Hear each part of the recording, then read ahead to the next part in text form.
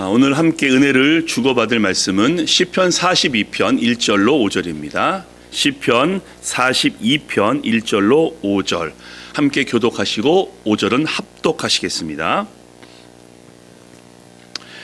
하나님이여, 사슴이 시냇물을 찾기에 갈급한 같이 내 영혼이 주를 찾기에 갈급하나이다.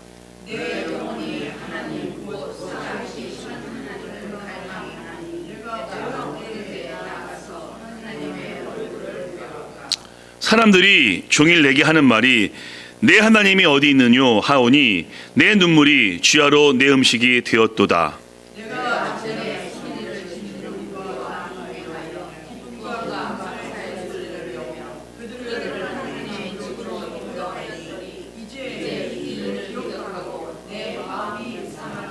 함께 있습니다. 내 영혼아, 내가 어찌하여 낙심하며 어찌하여 내 속에서 불안해하는가.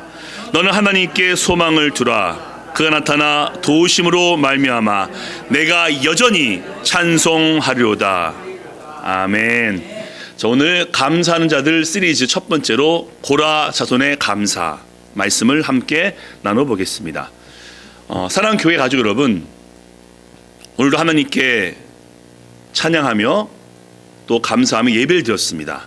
근데 예배는 참 신비한 능력이 있죠. 예배를 드림을 통해서 마음이 평안해지고 기쁘고 기분이 좋습니다. 왜 그럴까요? 찬양 가운데 하나님이 역사하시기 때문이고요. 우리가 찬양하는 그 하나님은 기쁨, 평안, 사랑이기 때문에 찬양하는 것 자체만으로도 우리가 기쁨이 넘치게 됩니다. 게다가 우리에게 행하신 하나님의 은혜를 감사할 때 우리는 또 가슴이 벅찹니다. 우리를 구원하신 하나님 감사합니다. 우리를 돌보시고 인도하신 하나님 감사합니다. 그리고 지난주도 함께 하신 하나님 감사합니다 라고 고백하게 되면서 마음이 벅차게 됩니다. 어떠신가요? 요즘은 어떤 일로 하나님께 감사하고 계시는지요? 자, 오늘 11월 달입니다. 감사하는 자들이라는 말씀으로 시편을 보려고 하는데요. 우리가 시편을 보실 때 어느 쪽에 관심이 많이 가시죠? 내용이죠. 어떤 내용인가? 어떤 말씀인가? 근데 그 시편의 저자에 대해서도 혹시 관심이 가시는지요? 시편을 보시게 되면요, 저자가 모르는 경우도 많이 있습니다. 지은이. 근데 저자를 알 경우에는 그 시편 위쪽에 나와 있죠.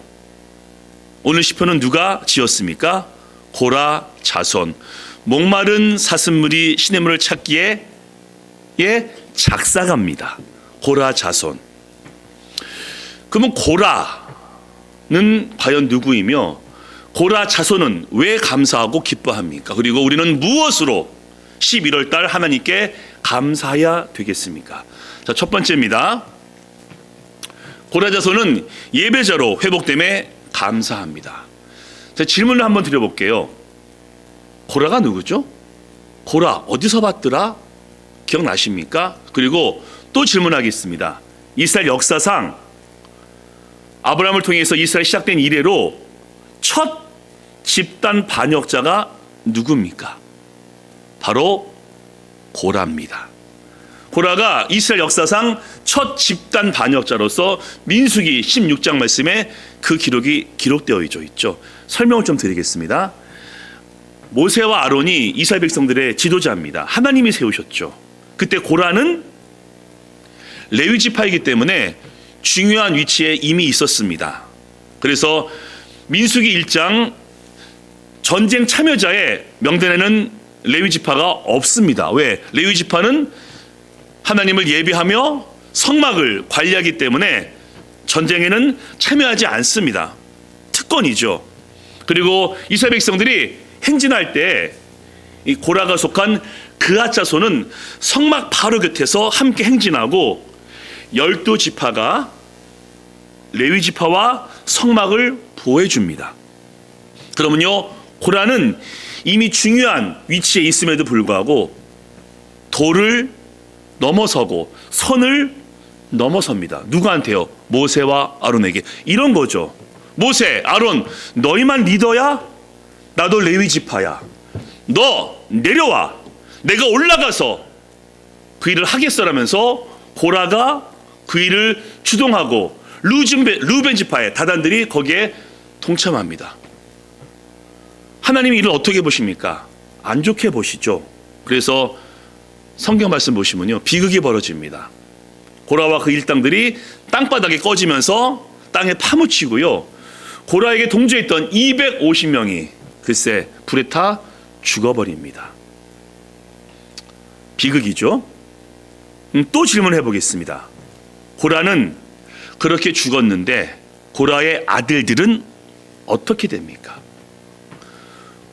고라는 죽었지만 그 아들들은 죽지 않았습니다. 민수기 26장 11절 말씀 보시면 정확히 고라의 아들들은 죽지 아니했더라 이렇게 나와 있습니다.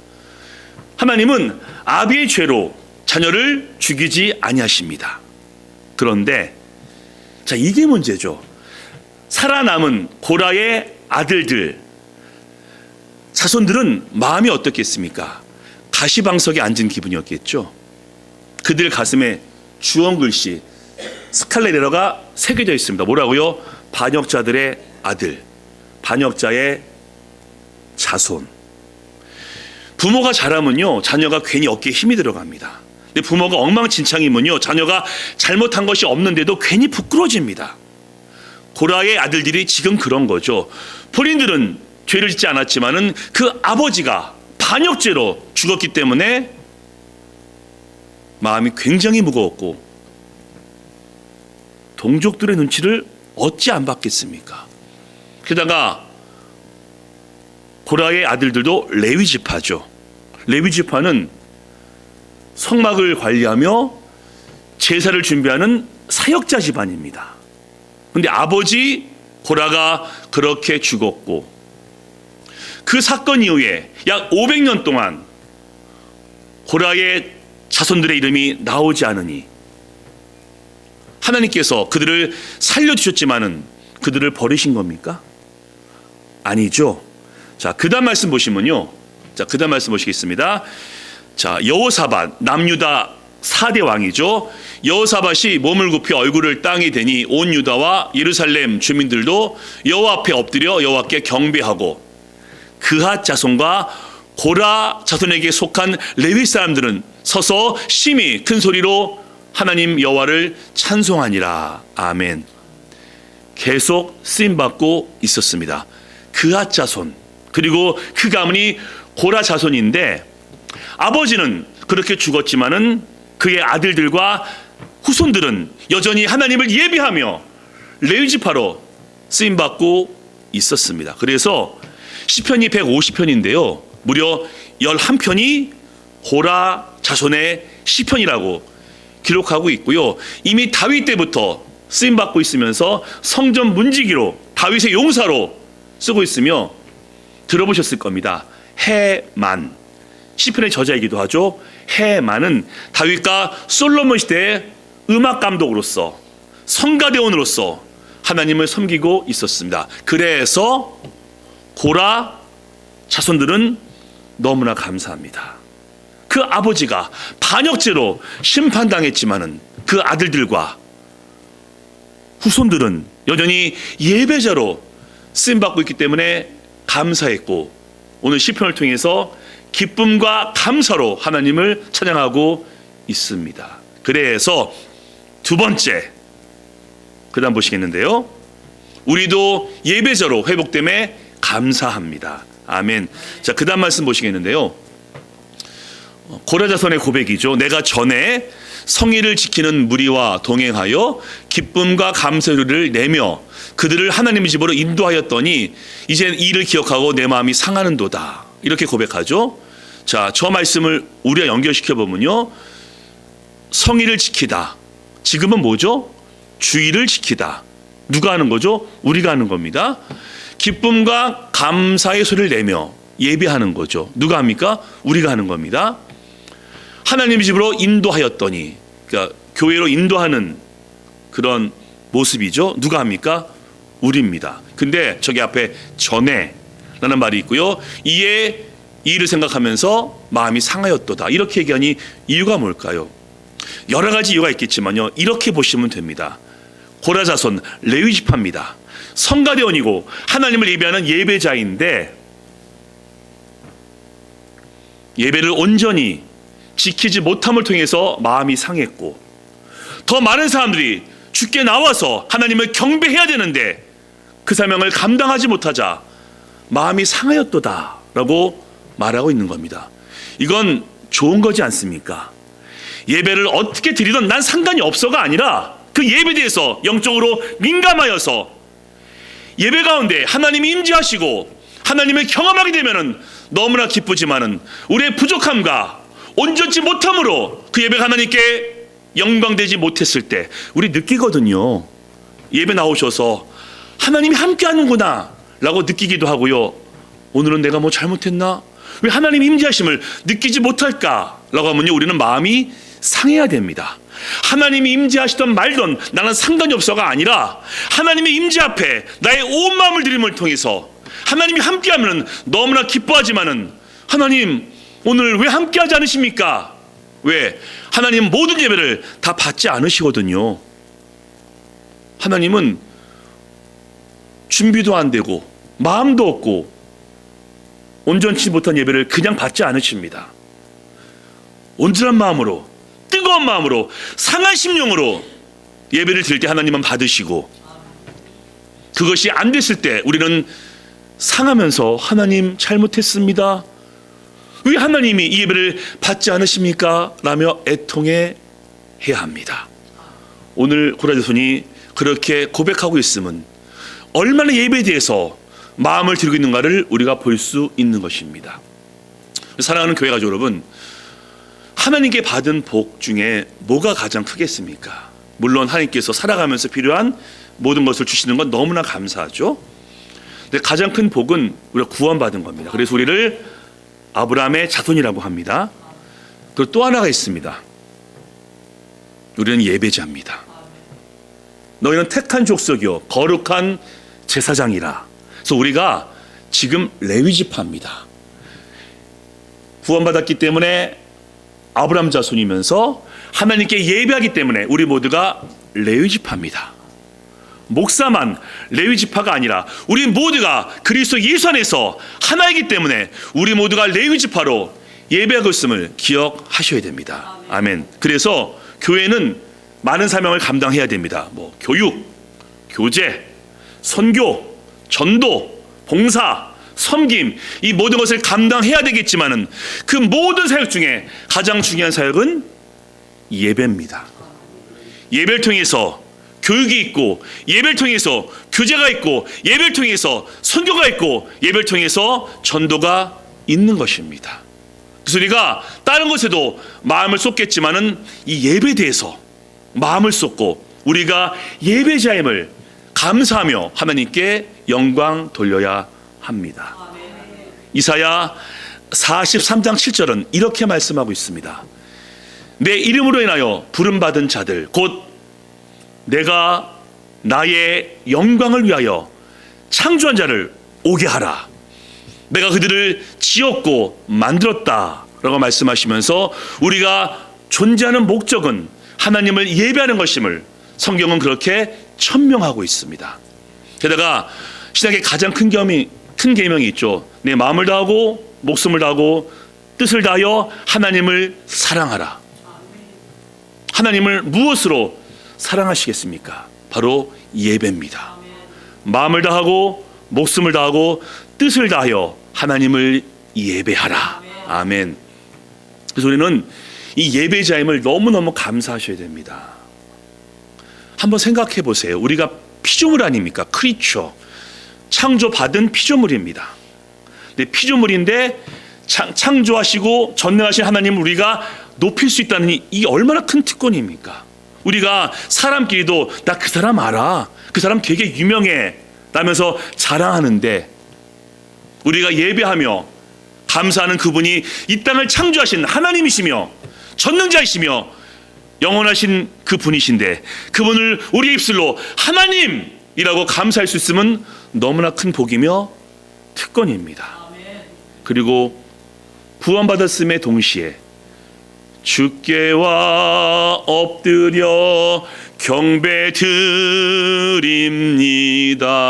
주 계신 곳엔 기쁨 가득, 무엇과도 누구와도 바꿀 수 없네.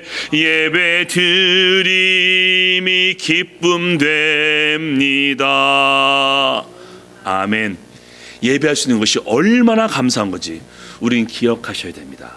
그래서 고라 자손이 예배자로 회복됨을 기뻐했듯이 우리가 피조물이고 죄인이었지만은 하나님의 은혜 가운데 전능하신 하나님을 찬양할 수 있으며 우리가 하나님의 자녀로, 의인으로, 레위지파로 하나님을 예배할 수 있음을 다시 한번 감사하시기를 주님의 이름으로 축복합니다. 아멘. 그럼 예배자입니다. 예배자인데 어떠한 예배자가 되어야겠습니까? 자, 세 번째입니다. 갈급한 예배자가 되기를 소망합니다. 아멘. 예배자긴 예배자인데 앞에 뭐가 붙죠? 갈급한. 자, 그 다음 말씀 보시겠습니다. 하나님이여 사슴이 시냇물을 찾기에 갈급한 같이 내 영혼이 주를 찾기에 갈급하나이다. 내 영혼이 하나님 곧 살아계신 하나님을 갈망하나니 내가 어느 때에 나가서 하나님 얼굴을 배울까. 아멘. 저기 사슴을 얘기하고 있죠. 왜 많은 동물 중에서 사슴을 얘기했을까요? 여러분, 사슴은요 이 몸에 열이 많은 동물입니다. 그래서 물을 자주 마셔야 됩니다. 게다가 이 사슴은 식도, 목구멍이 있는데 이 막이 되게 얇습니다. 그래서 물을 공급하지 않으면요 이 막이 달라붙어 가지고 정말 불에 타는 듯한 그런 갈증을 느낀다라고 합니다. 근데 이스라엘 지역은 또 어떻죠? 물이 귀합니다. 그럼 사슴이 이스라엘 지역에서 물을 찾는 것은 너무나 갈급한 일입니다. 왜? 목이 타들어가서 죽을 수도 있기 때문에. 자, 저 문장이요 한국에 있을 때는 좀 와닿지 않았습니다. 미국에 오니까 와닿아요. 왜? 사슴을 보니까. 저희 뒷마당에도 사슴이 오거든요. 뭐 하나 보면요 잔디에 이슬을 먹고요 열매를 따먹습니다. 그러면 제가 조용히 지켜보죠. 왜? 도망갈 수 있으니까. 그래서 어떤 때 제 소리를 듣고서 도망가면요 되게 미안합니다. 저 먹고 가야 되는데 라고 말이죠. 지난주 그 뷰포드 댐을 지나오는데 보신 분이 있을 겁니다. 양쪽으로 나무를 많이 뱉더라고요. 뭘 아마 짓는 모양인가 봅니다. 근데 그 베어진 그 나무 사이로 사슴떼들이 몰려있는 것을 봤습니다. 그리고 거기에서 물을 찾기 위해서, 열매를 얻기 위해서 애타는 것을 보면서 너무너무 미안했습니다. 저 지역은 사슴들의 지역인데 우리가 다 저렇게 훼손해서 쟤들이 먹을 것이 없구나 라는 그런 미안한 마음과 함께 참 갈급하구나 라는 생각을 보면서 느꼈습니다. 고라 자손이 그런 마음이 있는 겁니다. 하나님의 은혜가 아니면은 내 목이 타들어가는 그런 안타까움 속에서 하나님 만나고 싶습니다. 하나님을 경험하고 싶다라고 애타게 하나님을 찾고 있습니다. 그래서 3절 말씀엔요 내 눈물이 쥐하로 내 음식이 되었도다 라고 하면서 그 갈급함을 하나님께 고백하고 있습니다. 자, 저와 여러분들에게 묻고 싶습니다. 예배에 대해서 얼마나 갈급하시며 이 예배를 얼마나 소중히 여기십니까?